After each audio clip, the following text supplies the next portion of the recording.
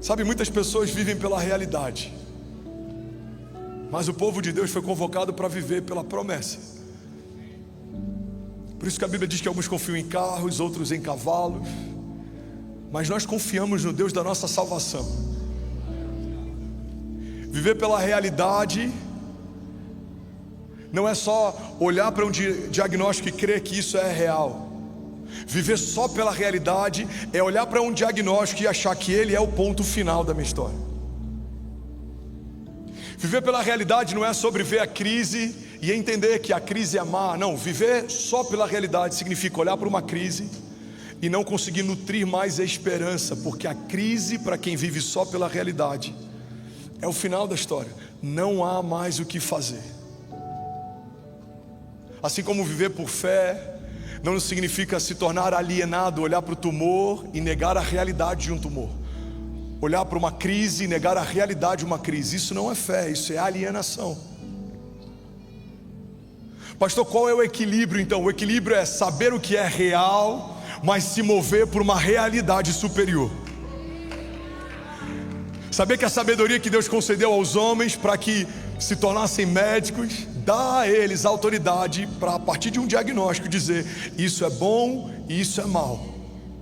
Mas saber que antes de um médico se formar, a palavra já havia se formado, e a palavra diz que há um Deus, que é o Deus que cura, há alguém que restaura o que está quebrado, que Ele dá a última palavra.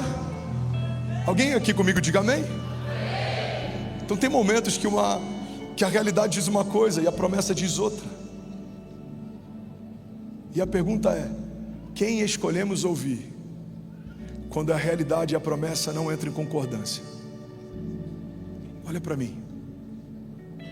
Quem escolhemos ouvir quando o que a terra diz não concorda com aquilo que o céu já disse?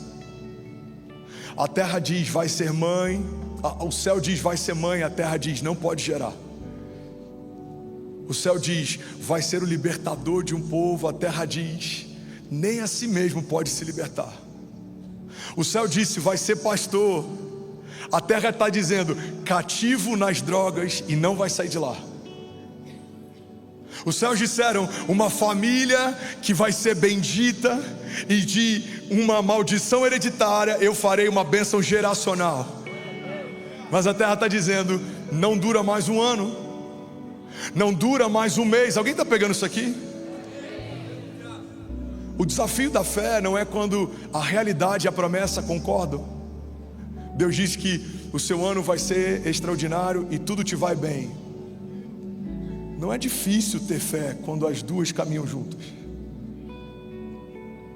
Não é difícil ter fé na noite em que se dorme como José dormiu e se sonha como José sonhou. Difícil é continuar crendo na promessa depois de sonhar o que se sonhou, mas a realidade ao seu redor é bem diferente do que se viu. Irmão, guarda isso. Muitos paramos no dia da promessa. Não dá para julgar a fidelidade de Davi no dia em que o óleo derramado na cabeça dele marcou a sua história. Aquele dia não precisava de muito esforço para manter a fé. Você consegue imaginar a alegria de um jovem que foi mandado chamar pelos céus, recebeu uma unção na presença dos irmãos, pelo homem mais respeitado profeticamente naquela época? Eu não sei você, mas eu quero imaginar boas notícias que eu recebi. Eu lembro, por exemplo, no dia que eu recebi a notícia que eu seria pai. Aquele dia foi extraordinário. Mas não significa que toda gestação foi extraordinária. Kezinha teve bipolaridade gestacional. Eu quebrei no meio da gravidez da primeira filha. Então, guarda isso. A expectativa quando se recebe uma promessa, ela não atesta a tua fidelidade, fé, confiança, persistência.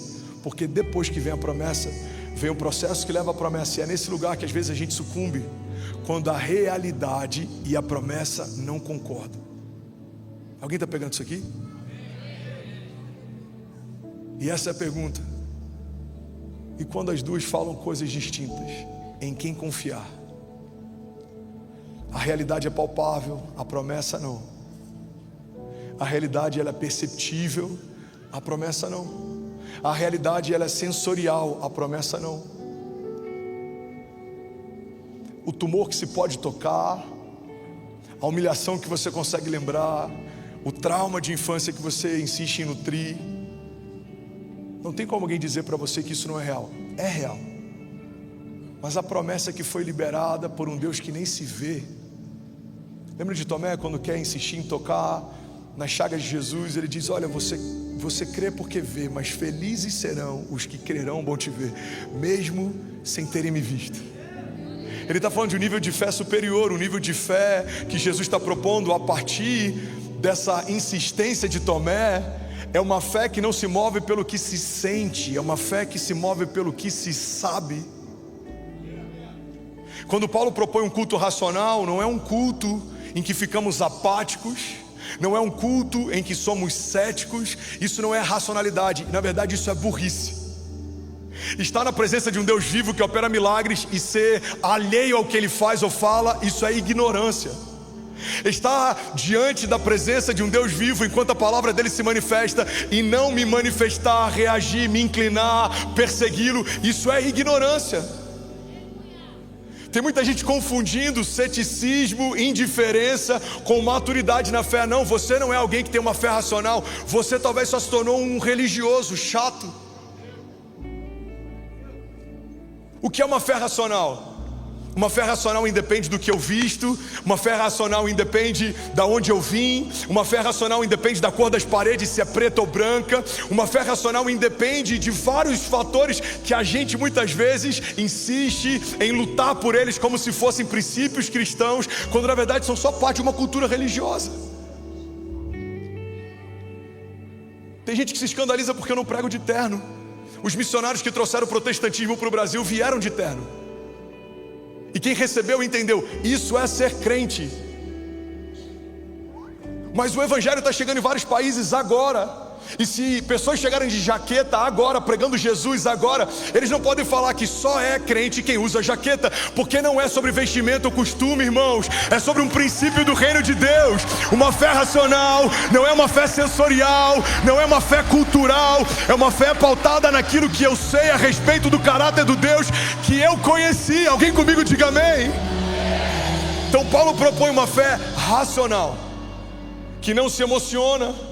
É como os crentes de Bereia. Deixa eu ver se o que ele está falando ele está falando o que a palavra diz? Sim. Então eu preciso analisar pelo que a palavra diz, porque a palavra de Deus é a palavra de Deus, tanto na boca dele quanto na minha. O profeta que traz à existência um exército em meio a um vale de ossos secos, que usa matéria-prima, ossos ressequidos, para gerar um milagre. Ele propõe para que o profeta diga algo. O profeta disse algo que ouviu Deus dizer. Isso é fé. Ouvi algo de Deus e disse o que eu vi. E por que acontece? Não é porque eu estou dizendo, é porque eu estou repetindo algo que Deus já disse. Eu estou trazendo à memória aquilo que me dá esperança. Guarda isso aqui, irmão. O que vai te sustentar no dia mau não é o que a terra diz, é o que Deus já disse. Você tem que ser alguém que só repete. Mas você não pode ser alguém que repete o que o pastor diz.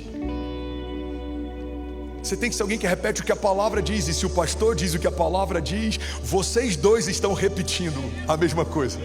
Faz sentido? Porque a fonte tem que ser a mesma.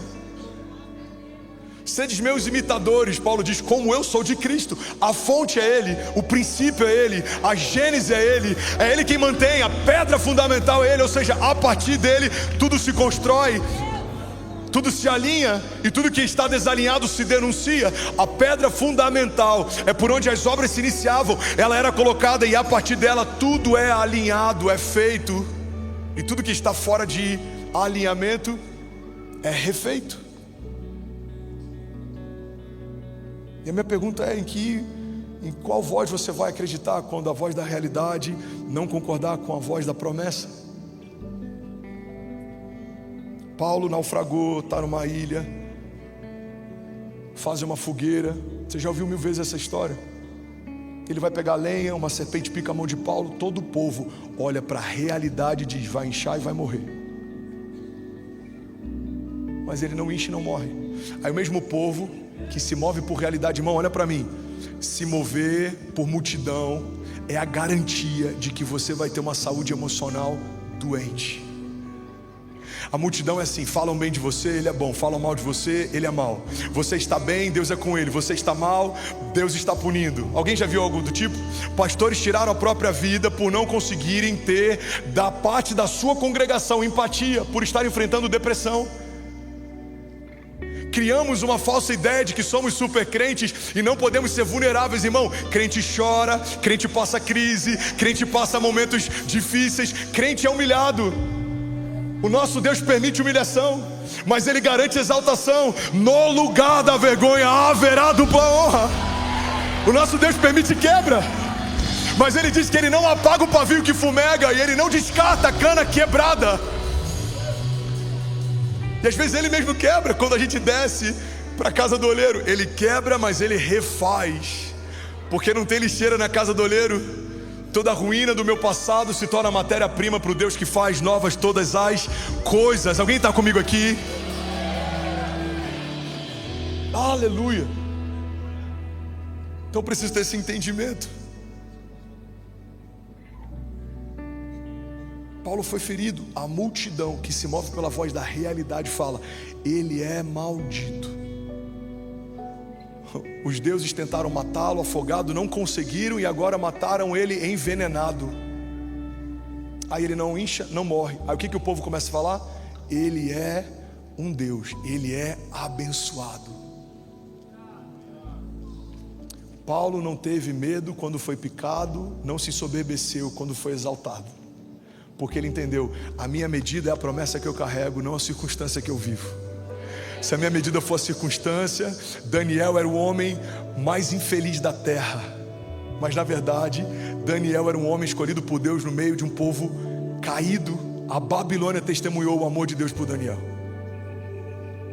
Se as realidades fossem um aferidor ou uma medida de algo, Paulo, cativo, era um dos homens mais desgraçados da sua geração. Mas o apóstolo Paulo, chamado por Cristo no caminho para Damasco, estabelecido como apóstolo, mesmo sem ter caminhado ao lado dele, como os apóstolos que vieram antes dele caminharam, teve as maiores revelações do Evangelho. Então entenda isso, irmão: ou você caminha pela voz da realidade, ou você caminha pela voz da promessa. Alguém está comigo? Diga amém. Eu preciso terminar a palavra de hoje. Então vou deixar claro aqui: se em algum momento você precisar sair de verdade, só peço que saia com discrição. Deus está dizendo para mim: a palavra de hoje não é só para hoje. Alguém vai precisar ouvir isso daqui a 5 anos, 10 anos, 3 anos.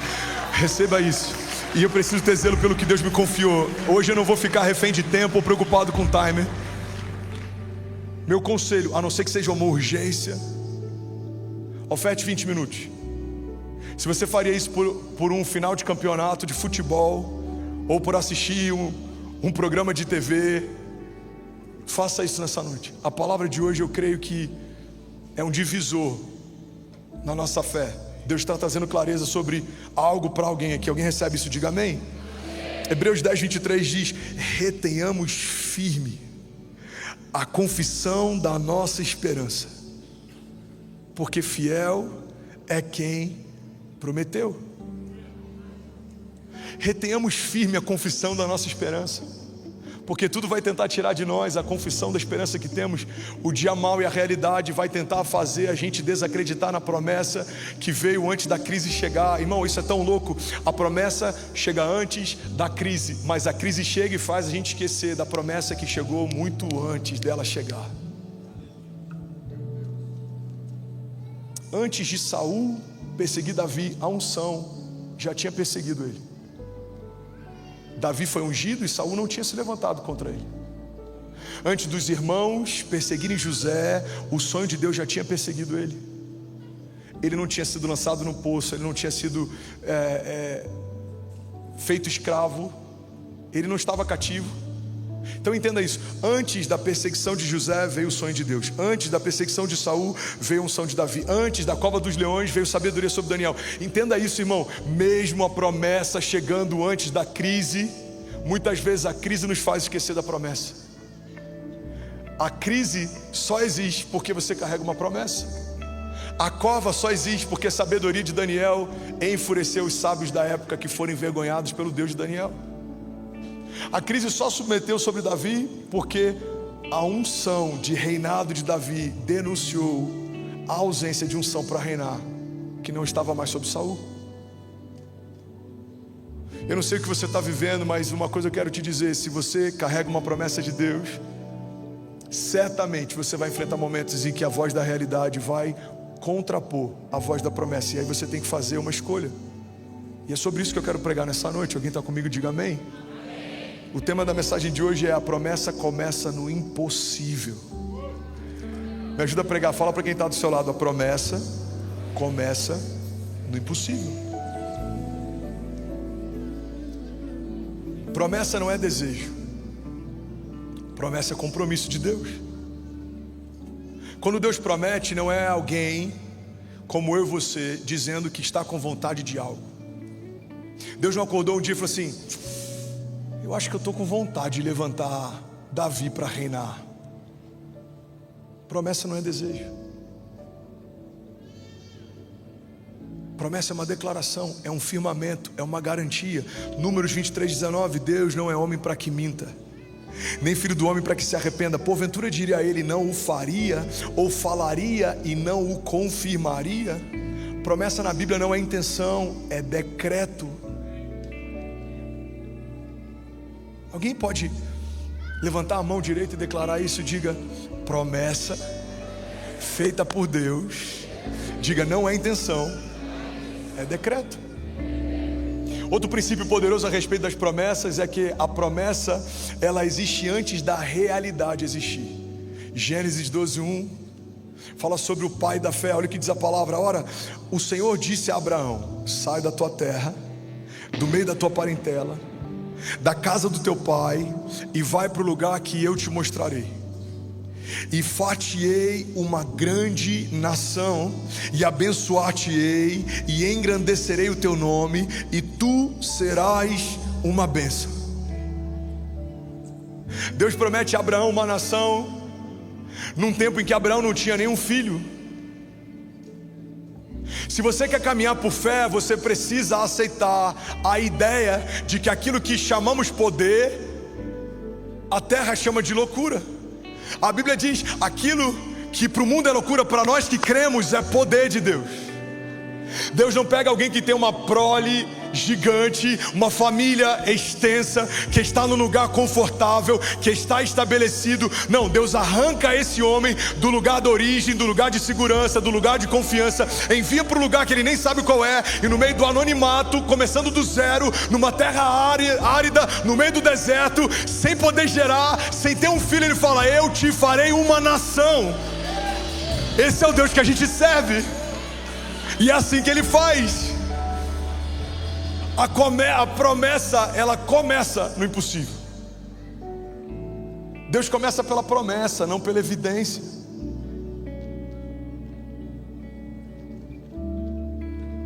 Se você esperar uma evidência para crer na promessa, você vai morrer sem ver nenhuma promessa se cumprir. Você quer um exemplo? Qual é a lógica de uma rocha brotar água? Acende a luz dos andames para mim, por favor, meu irmão. Qual é a lógica de do céu descer pão? Havia alguma evidência para Abraão crer, para Moisés crer que o Mar Vermelho não seria um problema quando ele estava diante dele? Todas as evidências da terra diziam: deu ruim, game over. Vocês não são um exército e não têm um. Vocês não estão fortalecidos, vocês estão exaustos. Os carros de Faraó estão atrás de você, e agora a geografia se torna um impedimento. Existe um mar diante de vocês, mas promessa não depende de evidência. Pode ser um mar, ele vai se abrir. Pode ser deserto, vai tornar oásis. Pode ser uma rocha, dela vai brotar água. Porque Deus não depende da realidade para ser quem Ele é. Ele não depende da circunstância para fazer o que Ele faz. Vamos, alguém aqui nessa noite? Deus é Deus. Alguém pode levantar as mãos e declarar: diga: o meu Deus faz o impossível se tornar inevitável. Alguém pode dar um brado de liberdade aqui nesse lugar? Aleluia, aleluia. Deus começa pela promessa, não pela evidência. promessa vem antes do recurso. A promessa vem antes da confirmação. A promessa vem antes da lógica. A promessa vem antes do tempo favorável. A promessa vem antes das pessoas acreditarem que você pode viver aquilo que Deus disse que você viveria. A promessa vem antes da terra entender aquilo que Deus começou a fazer. Quando a terra perceber, já aconteceu. Quando a terra perceber, o menino já foi ungido, já nasceu. Quando a terra perceber, um cesto já se tornou lugar seguro. Moisés está a caminho do palácio. Tentaram sacrificar uma geração, mas o libertador do povo está a caminho. Vejam, Deus está confundindo os que pensam que são. Deus está levantando improváveis no meio do caos. Deus está revelando o seu poder, porque Ele é fiel para cumprir aquilo que Ele prometeu. Alguém pode dar glória a Deus aqui nesse lugar? Aleluia! Aleluia! Deus é fiel para fazer infinitamente mais. Ele é poderoso, Ele é bom. Ao longo da Bíblia a gente vê um padrão.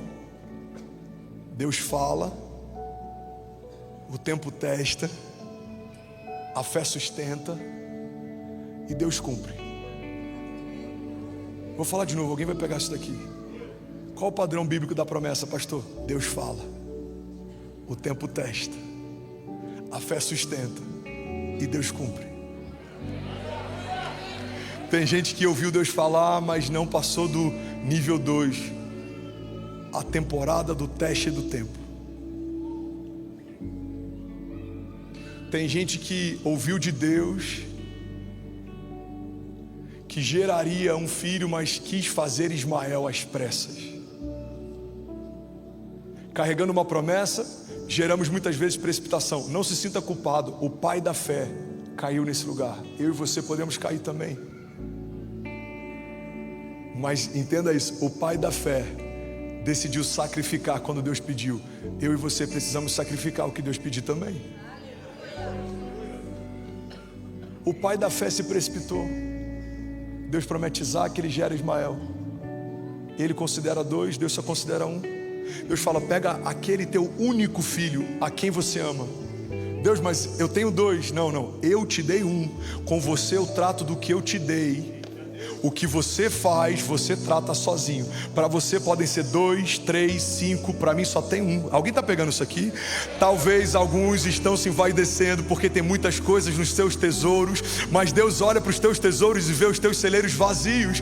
Quem sabe aquilo que consideramos como glorioso, o céu não considera como glória. Quem sabe aquilo que nós consideramos como vaidoso, Deus não considera motivo de vaidade. Porque não é aquilo que a terra fala, é aquilo que Deus vê. Deus não é como o homem é, Deus não vê como o homem vê. Olhavam para Saul e viam o rei assentado no trono. Os céus olhavam para o trono e viam um trono esvaziado à espera de Davi. Então não dá para se mover pela voz da realidade. Ela é enganosa e o nosso coração também. Enganoso é o coração do homem. Se um Deus que trata o pai da fé, que tem 2 filhos, como alguém que é pai de 1, talvez eu possa estar considerando que eu sou líder de um ministério que Deus nem considera, ou que eu sou pai de uma visão que Deus nunca viu, ou carrego uma voz que Deus nunca me deu, ou estou suprindo ou tentando nutrir com muito esforço um projeto que Deus nunca me revelou. Irmão, o que eu quero dizer é que tem muitas coisas que tentamos manter por fé e não vemos a fé operando milagres e não entendemos por quê. É porque tem coisas que Deus não quer que elas vivam, Ele quer que elas morram. Porque Deus só sustenta o que começa nele. O que não começa em Deus, Deus não tem obrigação de sustentar. Mas o que começa em Deus, Deus é maior interessado em nutrir. Porque aquele que começou a boa obra é fiel para completá-la. Vamos, alguém aqui nessa noite? Alguém pode celebrar Jesus? Vamos, alguém pode dar um brado de liberdade nesse lugar? Aleluia! A dinâmica de Deus é tão poderosa que Ele não só promete. Ele não chega para Abraão e só faz uma promessa. Ele renomeia Abraão a partir da promessa que fez. Abrão se torna Abraão, que significa pai de multidões. Deus chama um homem que tem uma mulher estéril e não tem um filho, de pai de multidões. não só chama, renomeia. Você sabe o que significa isso? Alguém que não consegue correr, Deus promete que vai ser um velocista e começa a chamar de filho do vento. É mais ou menos isso. Deus, eu não consigo correr. Ei, filho do vento. Ei, filho do vento. Deus, eu não consigo gerar. Ei, pai de multidões. De ti nascerá uma nação. Uau, Ele está aqui. Senhor, minha mãe disse que eu não vou dar em nada. Ei, bendito és na tua geração. Será como uma árvore frutífera, será como uma árvore frondosa. Homens falarão a respeito do que eu vou fazer com você. Ou você ouve a voz da realidade, ou você ouve a voz do Senhor. Ou você caminha pelo que a terra diz, ou você se move pelo que Deus já disse. Alguém comigo diga amém. Aleluia. Ele não só promete, Ele renomeia Abraão, porque Deus sempre alinha a nossa identidade com a nossa promessa. Recebe isso em nome de Jesus. Deus alinha a tua identidade com a tua promessa, porque não existe nada mais glorioso em você do que a promessa que você carrega em Deus. José agora é o sonhador, Moisés, libertador, Abraão, esposo da mulher estéril, pai de multidões. Jesus é o Salvador. Saulo, perseguidor, agora é Paulo, o apóstolo. Pedro, pescador, agora é o apóstolo que teve a revelação de quem Cristo era antes do derramar do Espírito. Então, irmão, entenda, Deus quer trocar o teu nome quando você tiver a revelação da identidade, da promessa que você tem. Deus troca o teu nome não como alegoria, é uma dinâmica do céu. A nossa identidade tem que estar alinhada com a nossa promessa. Porque e se o teu nome que foi dado pela terra ou pelos outros é aquele que não pode gerar, mas a promessa que Deus te deu é aquele que será pai de multidões? Como você pode ser chamado da tua vergonha quando os céus já estão te chamando da tua promessa? Você precisa caminhar à altura daquilo que recebeu. Deus está nos ensinando a trazer à existência o que não existe. É a dinâmica da fé. Tratar coisas que não são como se já fossem. É a dinâmica da fé. A dinâmica da fé não é uma dinâmica reativa. A dinâmica da fé é uma dinâmica criativa. A terra reage ao que acontece. O céu declara o que vai acontecer. Você não foi chamado para reagir, você foi chamado para criar, estabelecer, governar, profetizar. Então, pelo amor de Deus, em tempos de crise, abra a tua boca e profetiza. Levante-se, desperta, resplandece, porque você é bendito. Não porque você é bom, porque o Senhor habita em você. E o mesmo poder que ressuscitou Jesus Cristo dentre os mortos habita em nós. Então, qual é a natureza da promessa? 3 princípios sobre a natureza da promessa. Primeiro princípio: a promessa nasce do caráter de Deus. Aonde nasce a promessa, pastor? Não nasce da minha vontade, não nasce das circunstâncias, não nasce do meu querer. A promessa nasce do caráter de Deus. Ele não depende da circunstância para ser quem Ele é. Alguém está comigo? Diga amém. Segundo princípio da promessa: a promessa é uma declaração sobre o futuro no presente. Por isso que, irmão, olha para mim, guarda isso aqui em nome de Jesus. Toda promessa fala de um tempo futuro. Senão não seria promessa, seria lembrança. O desafio é que tem muita gente que deveria se mover como quem se move pela promessa, mas prefere se mover como alguém que está sempre na lembrança. Pede isso aqui. Inevitavelmente eu vou dar as costas para uma das 2 realidades. Ou eu me movo pela lembrança e eu dou as costas para a promessa, ou eu me movo para a promessa e eu começo a dar as costas para a lembrança. As coisas velhas ficaram para trás e em Cristo foram feitas novas todas as coisas. Vejam, eu estou fazendo uma coisa nova, diz o Senhor, vocês não percebem? Só que a realidade, a voz da realidade sempre vai lembrar: ei, não esquece, você é Abrão, Você veio de um lugar idólatra, tua mulher não pode gerar, mas a promessa é: ei, você é Abraão, eu te darei multidões, eu te darei filhos, você será chamado de pai da fé, de você sairão gerações, a tua geração será bendita e bendito será os teus filhos e os filhos dos teus filhos, até a 1000ª geração. Então você precisa escolher: você vai dar as costas para o futuro e viver no passado, ou você vai precisar dar as costas para o passado e caminhar em direção ao futuro. Deus está fazendo uma coisa nova. Vamos, alguém aqui nessa noite? Aleluia, aleluia. Alguém pode dizer: ainda bem que eu vim, Jesus? Vamos, se for para Ele, você pode dar um brado de liberdade no seu lugar.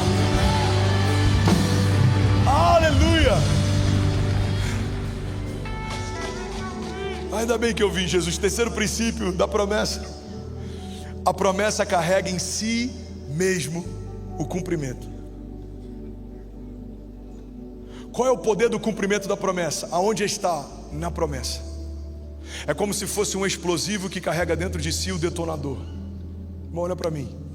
Muita gente não detonou o poder explosivo que carrega dentro de si o dínamos, o dunamis de Deus, porque acha que algum fator exterior vai ativar o que eu carrego dentro de mim. O meu detonador é o meu líder que não me vê. E aí a minha crise não é de autorresponsabilidade, é de vitimismo. Não sou quem deveria ser, não me tornei quem fui chamado para me tornar, não estou onde deveria estar, porque alguém não me ativou. Não. A promessa carrega dentro de si mesma o poder para manifestá-la. Moisés não dependia que Faraó percebesse que ele era o libertador, o céu chamou ele para isso. Daniel não precisava que o rei da Babilônia percebesse que ele era um homem de Deus, o céu já havia determinado isso. Irmão, se você esperar que os seus inimigos te vejam, te aceitem, te respeitem, se você esperar que a multidão te apoie, se você esperar que outros te patrocinem, você tirou o Senhor do lugar de dependência e agora você está esperando que alguém ocupe esse lugar. Mas deixa eu te dar uma má notícia: o teu pai não pode fazer o que só o Senhor fará. A tua mãe não pode te dar o que só o Senhor dará. O teu namorado não pode suprir o que só o Senhor suprirá. Esse é o motivo pelos quais tanta gente se casa e continua com crise de identidade. Espera que o parceiro supra uma falta que há dentro de si. Casamento não é para que o outro me supra. É um homem completo que casa com uma mulher completa e agora o casamento faz com que eles transbordem. Eu sei quem eu sou, ela sabe quem ela é, então juntos viveremos debaixo de uma promessa de Deus. Vamos, alguém comigo aqui, diga amém. E é por isso que tem tanta gente com crise. Ah, mas o pastor, meu irmão, tem filho com febre, mulher com TPM, boleto para pagar. Ah, mas o meu líder, o líder te lidera porque te ama. É líder de GC, é alguém que discipula, não recebe nada para isso. Talvez ele esteja fazendo o que você já deveria ter feito, mas ainda não faz. E aí ele tem que pegar pela mão e levar no colo alguém que já deveria ser maduro, mas ainda está reclamando de alguém que não fez o que ele poderia estar fazendo para alguém também. Vira uma crise de autorresponsabilidade. A promessa carrega dentro de si o poder para manifestá-la. O que Abraão precisa? Do Deus que o chamou. É isso. Se a mulher de Abraão deixasse Abraão, Deus poderia fazer um bebê aparecer na tenda dele no dia seguinte. Poderia ou não poderia? Ele pegou um ventre estéril de Isabel para gerar João Batista.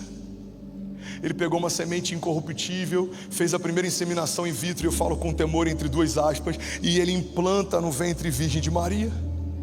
Ele precisou de José para fazer Jesus? Ele não precisa da terra para manifestar quem ele é. Então a gente tem que entender, irmão, que a promessa carrega em si mesmo um poder de cumprimento. Alguém está pegando isso aqui? Diga amém. Deixa eu destrinchar de forma bem rápida os 3 princípios. Primeiro princípio: a promessa nasce do caráter de Deus. Você pode declarar isso comigo? Diga: a promessa nasce do caráter de Deus. Hebreus 3:7 diz assim: assim pois, como diz o Espírito Santo, hoje, se ouvides a sua voz, não endureçais os vossos corações. Essa palavra é para alguém aqui. Assim, pois, como diz o Espírito Santo hoje, se ouvides a minha voz, não endureçais o teu coração. Irmão, guarda isso, Deus não fala por impulso. Isso deveria ser uma garantia para a gente ficar tranquilo quando Ele promete algo. O meu Deus não fala por impulso. O meu pai já falou muitas coisas por impulso. A minha mãe já falou muitas coisas por impulso. Eu já falei para minha esposa muitas coisas por impulso. Eu como pastor já falei muitas coisas para liderados por impulso. Eu como ovelha já ouvi de pastores muitas coisas faladas por impulso. Mas o nosso Deus não fala por impulso. Se Ele falou, você precisa respeitar o que foi dito. É uma realidade imutável. Alguém comigo? Então entenda isso, se Deus pudesse falhar, vamos colocar isso na equação. Se Ele pudesse falar, a promessa dele seria frágil. Mas como Deus não falha, a promessa dele é incorruptível. Faz sentido? Segundo princípio, a promessa cria realidades. Declara isso comigo, diga: a promessa cria realidade. Hebreus 11:3 diz: pela fé entendemos que os mundos pela palavra de Deus foram criados, de maneira que aquilo que se vê não foi feito daquilo que é aparente. Irmão, Deus ele não descreve o futuro, Ele cria. Quando Deus está te falando sobre o teu futuro, não é como um pai antes de dormir lendo uma história para um filho. Ele não descreve, Ele cria. Pega isso aqui, deixa eu gastar um minuto nisso aqui. Alguém está recebendo algo de Deus nessa noite? De verdade. O poder criativo de Deus é algo tão extraordinário que quando algo sai da boca dele, uma realidade inevitavelmente foi criada, instantaneamente. Só que toda a realidade criada em Deus está armazenada em Deus. Não significa que eu vou acessar todas elas, mas significa que todas elas são verdade. Olha o que a Bíblia diz: o Senhor nos abençoou, tempo passado, fomos abençoados com todas as bênçãos espirituais nas regiões celestiais em Cristo Jesus. Então as bênçãos são verdade, estão armazenadas nos céus, e o que me dá acesso é Cristo Jesus. O Senhor já nos abençoou com todas as bênçãos espirituais nas regiões celestiais em Cristo Jesus. Toda palavra que sai da boca de Deus gera uma realidade que está armazenada em Deus. Pastor, tudo que Deus fala é verdade? É verdade. Tudo que Deus fala vai acontecer? Não, já aconteceu. Mas tudo que Deus fala eu vou viver? Não. Eu preciso acessar o armazém das promessas. Eu preciso acessar o depósito das realidades superiores. Eu preciso entrar confiadamente na sala do trono. Eu preciso acessar pela fé aquilo que eu recebi mediante a graça. Até a salvação foi estabelecida a partir desse pressuposto. Irmão, pega isso aqui: fomos salvos pela graça mediante a fé. A graça diz que todos foram salvos? Não. A graça diz que todos podem ser. A fé é o que vai definir quem vai ou quem não vai. Faz sentido? A graça é como se fosse assim: ei, todos que têm fome, os depósitos estão abertos. O que é a fé? É o que me move a acessar e entrar e pegar aquilo que eu preciso, porque eu fui feito herdeiro de Deus e co-herdeiro em Cristo Jesus. Então fomos salvos pela graça, mas acessamos mediante a fé. É uma condicional. Que poder teria escolher Cristo se todos estivéssemos escolhendo Ele? Se todos tivéssemos escolhido. Você nasceu, você escolheu Cristo? Não, já faz parte da minha natureza. A minha natureza escolheu. Não. Você precisa ter a liberdade de não escolhê-lo. Você precisa ter a liberdade de não segui-lo. Você precisa ter a liberdade de negá-lo. Por quê? Porque quando você poderia negar, mas não negou, quando você poderia ir para longe, mas você se aproximou. Faz sentido? Qual é o peso da fidelidade de um homem depois de uma guerra nuclear que dizimou todas as mulheres da face da terra? Ele só tem uma mulher e ele fala: olha, eu sou fiel, tá? Nunca te traí. Você concorda que a fidelidade de um homem que não tem nenhuma outra mulher na face da terra, ela é incomparável se ela estiver ao lado de um homem que podendo trair, escolhe não trair, podendo fazer, escolhe não fazer. Alguém está pegando isso aqui? Diga amém. Por que nem todo mundo vive promessa, mesmo todas as promessas já serem uma realidade armazenada em Deus? Porque quando Ele disse, Ele criou e armazenou o que criou. Agora o processo me faz acessar o que está me aguardando. Deus já está no nosso futuro, esperando a gente chegar. Se Deus te chamou para o apostolado, o teu apostolado está pronto, mas existe um menino sendo forjado em homem, existe alguém sendo feito imagem e semelhança de Cristo para em algum momento encontrar o seu lugar de destino. Faz sentido? Isso é convergência. O que é convergência, pastor?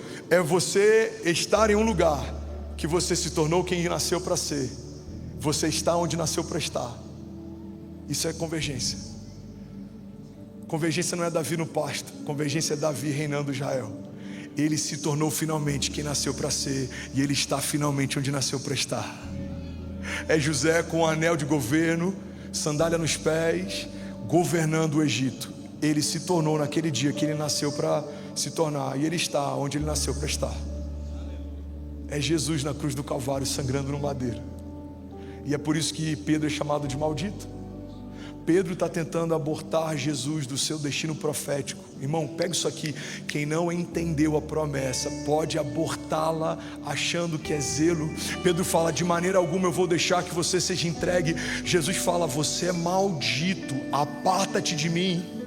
Porque Jesus entendeu, a cruz faz parte do meu destino profético. Eu preciso acessá-la, eu preciso sangrar, eu preciso ser entregue, eu preciso me entregar, eu preciso encontrar a morte, porque ao terceiro dia a promessa que me aguarda diz que o meu Pai vai me trazer de volta dos mortos, e eu estarei assentado à direita dele, e eu intercederei por vocês. Então não cancelem o que o céu já declarou que vai acontecer. Vamos, alguém comigo, diga glória a Deus. Você pode dar um brado de verdade no seu lugar.